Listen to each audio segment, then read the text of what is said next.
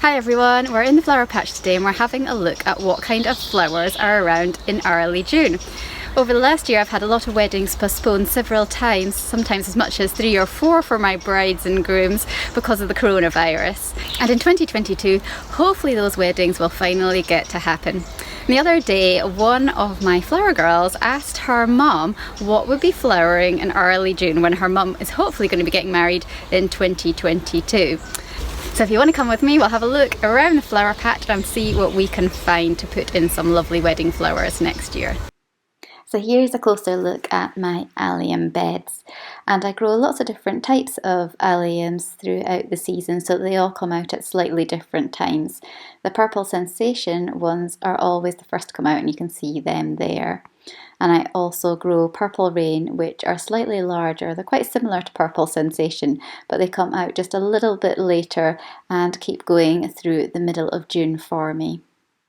And alliums really are great if you're wanting a statement flower, so you can use them in larger arrangements. And I also dry any of the alliums that I don't use in floristry, and I spray these silver at Christmas time for decorations for my local customers. The colours of June in my flower patch are blues and pinks and whites and purples, and they make a really lovely palette of colours to work with. Here's one of my bridal bouquets from a couple of years ago with the alliums in it, and it's also got Hesperus and Jacob's Ladder and Astrantia and Phacelia in it. And this is another bouquet that I made that actually still has tulips in it because we had such a late spring that the late flowering ones were still going in early June. And here's a little flower girl bouquet with Hesperus and Sweet William in it and alliums, and alongside it a basket of my biodegradable confetti that I make from my flower petals in the garden for throwing over the bride and groom. This is one of my absolute favourite early June flowers, and it is called Hesperus or Sweet Rocket, and it smells absolutely gorgeous, and it makes a really nice filler flower in bouquets and arrangements, and it comes in a few different colours, whites and purples and very pale lilacs, pinky colours, and it really is gorgeous in wedding work. It has a fairly short season. It will be around for a few weeks before it starts to lose its petals, but if you cut Hesperus down to the ground, you may well get a second flush of flowers in September time before the first frosts. Hesperus is a biennial, which means that I sow the seeds now at this time of year for flowering next year. Difficult to know what my favourite June flower would be. I mean, the alliums absolutely are gorgeous, they make a huge statement, but there's more delicate ones that I really like too. And for me, the Ranunculus actually start to bloom in June outside here in the garden. A lot of people who have polytunnels and grow will probably already have finished with their Ranunculus for the year. They'll already have bloomed, but mine are just getting going, so they're really nice to use, and they come in lots of different colours. The anemones are normally still going for me. And then if we're lucky, some of the first hardy annuals that I planted in the autumn, like the corncockles and the Phacelia and the Orlea and sometimes the cornflowers, they're just starting to come through now, so you might be lucky and get some of those as well. So as you can see here, my Ranunculus really are just starting off. There's a lot in bud in the garden, and this is June, so it's quite late for Ranunculus, but because we're in Scotland, we're quite far north and it's cold, and the season's also well behind this year, it means that the Ranunculus are coming out late. And the anemones are still going strong. There's maybe not quite so many of them now, but they certainly are still very beautiful and nice to use in arrangements. So here's one of my bridal bouquets, which is starring the Ranunculus, and it's complemented by lots of other flowers like Phacelia and Orlea and Lady's Mantle and Astrantia and Nigella. So what we've got is a bridal bouquet which has the corms from the Ranunculus that you have to grow in the autumn time and then again in January, February. It's got your perennials like your Astrantia and your Jacob's Ladder, which you want to flower at the end of May, early June. And it's also got lots of the hardy annuals that I sow in the autumn and then again all the way from February through to, I'm still doing the last batches now, And these are things like your Nigella and your Phacelia and your Arlea, which you're really wanting to come out just in time for these early June weddings. And every year it's a little bit tricky to get this to happen. It is very weather dependent, but if you plant enough of the different things that we've talked about, the perennials and the annual seeds, at the right times of year, especially sowing those autumn sown hardy annuals, then you stand a fairly good chance of being able to get the flowers to come out for you. It's definitely taken a few years of learning. This is probably the most difficult month to grow wedding flowers for. In the spring, it's fairly straightforward in that you can sow tulips and narcissi and all the complementary spring flowers, and you can grow some indoors and some outdoors to cover for the weather. And in the summer you have all the hardy annuals coming out, so there's always an abundance there. And then in the autumn you've got the dahlias and the chrysanthemums and the rudbeckia, and there's all sorts of lovely flowers there which you know are going to come out. It's just the frost risk at that time of year. But May and early June is the most difficult time because you know that the spring flowers are finished and the summer ones haven't largely started. So you're trying to cover that gap.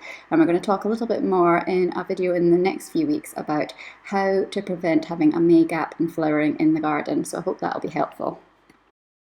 This is one of my favourite annuals that comes out early on in the season, so if I planted some in the autumn from seed, it should come out about now, and I really love using this in bridal work. It's a really pretty flower.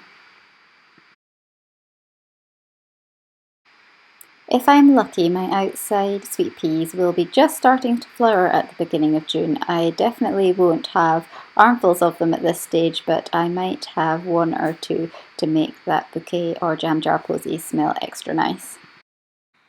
If we're lucky and I've planted out enough autumn sown hardy annuals that I've managed to get through the winter and grow on strongly through the spring, they may well start to flower at the very end of May, beginning of June. And things like Gypsophila that you can see here, Gypsophila Convent Garden is one of the first to come out. Phacelia is another one, the Arlea that we just saw, cornflowers if I'm very lucky. Early June as well is all about the perennials, things like your Astrantia and your Jacob's Ladder and your Aquilegia. All these gorgeous perennials are just starting to put on their brilliant show for the year as well. So this is Jacob's Ladder, and it comes in a few lovely colours, different shades of blues and whites, and I really like using the blues interspersed with my whites and pinks and purples in my bridal work. And it'll keep flowering for a good number of weeks in June. Astrantia is a real workhorse in the garden for me. You can just see them starting to come out now, and in the next couple of weeks they will really get going.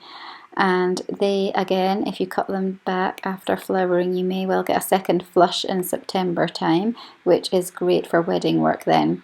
Astrantia is really good for drying, and I also use it a lot in my pressed flowers. These are guillaumes, and they are really nice because they can often be in shades of reds and oranges and yellows, which are slightly more unusual at this time of year, and that gives you something different to use if a bride likes brighter colours rather than the blues and pinks and purples at this time of year. Aquilesias, I really like these, and there's so many different colours that you can get in the garden. These are lovely pink ones, and I've also got all sorts of shades of blues and really dark, deep dark purples and reds, and these are really good for using in bridal work as well. You have to make sure that you cut them before the petals start to drop, so when the buds are just opening up. And again, these look really pretty in the garden for a good number of weeks, and you will find that they'll self-seed all over your garden as well, so they'll pop up just where you're not expecting them next year. This is Hairy Charvel Rosea, and it's an umblifier which gives you something different to use as a filler in a bouquet at this time of year before things like the Amimagus comes in. And it is really nice to use. You have to cut it at the right stage, so not too early that it'll wilt, but not too late that it'll start to be dropping its petals. So there's a small window where you can use it as a really nice filler flower in bouquets. A lot of people might ask me about peonies. Will these be ready in early June? And it's a little bit too early for me at that time of year. You're looking at later June into July for peonies in my garden. I I have some older peonies in the garden which I can cut from, just a few, and last year I decided that I would increase my peonies in my cutting flower garden and planted a whole new bed of these in the autumn, and you can see that they are here interspersed with some alliums. But there's no flowers on these because I disbud them, which means when I start to see the buds coming off I pinch them off, and that will encourage the peony to put energy into the roots and creating a really good strong plant. And in 3 to 5 seasons time I will be able to start cutting from them. And the reason I don't cut before this is because the plant isn't that strong. You're wanting to make a really good strong plant that will produce a lot more flowering stems in the long term, rather than cutting straight from it just now, and then you would get a few stems but not as many as you would if you wait. So planting peonies for a cutting garden is a game of patience. You have to wait those first few years to get the best results. So we're in season 1 just now, so it'll be a couple of years before I can use these, but I'm really looking forward to it when I can. Other flowers that you may or may not get at this time of year are irises. They're just coming into bud now, and in the next few weeks will burst open. And as you can see here, we've got lots of lovely red thistles coming in the garden, and I really like using these in arrangements as well. Perennial cornflowers, you can't beat them. They are really good workhorses as well. They'll keep going for many, many weeks and keep producing more and more flowers. And they are also one of the earliest things to flower in the garden, which is a really nice blue to have after you've had all the tulips finishing and the narcissi finishing. It's the first signs of the summer flowers coming in, I always think. This is another favourite of mine, Umblifier Raven's Wing, and it really is a nice frothy filler flower to use in bouquets before the later annuals like Amimagis come out. So like the hairy chervil, it just gives that filler flower for arrangements, and it has quite a small window where it's out. It tends to be the end of May and then into the beginning of June. And then this is Sweet Cecily, which is a herb, which again can be used in arrangements, and I really like the fern-like leaves that it has. And then there's Lilac, that is always out in early June, which smells lovely and is nice to use in arrangements as well. I've got a white one in the garden. And we couldn't not show you the rhododendrons, because these are the real showstoppers in our garden at this time of year. Late May, early June, for a couple of weeks they look absolutely stunning, and here's a little look at the ones that we have in the garden. And the rhododendrons actually put on a really good display this year. Unfortunately the blossom trees, because of windy weather, it just all got blown away and we didn't really get to appreciate that for the couple of weeks we normally do.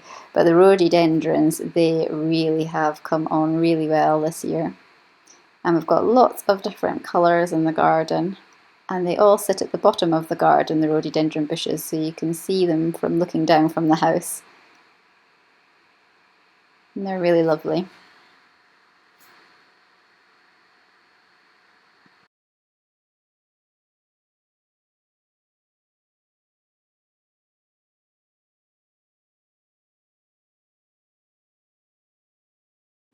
Thanks for watching today. I hope you enjoyed having a look around my cutting garden in early June, and it's given you some ideas if you're getting married in early June next year in Scotland, what you might find in your bridal bouquets.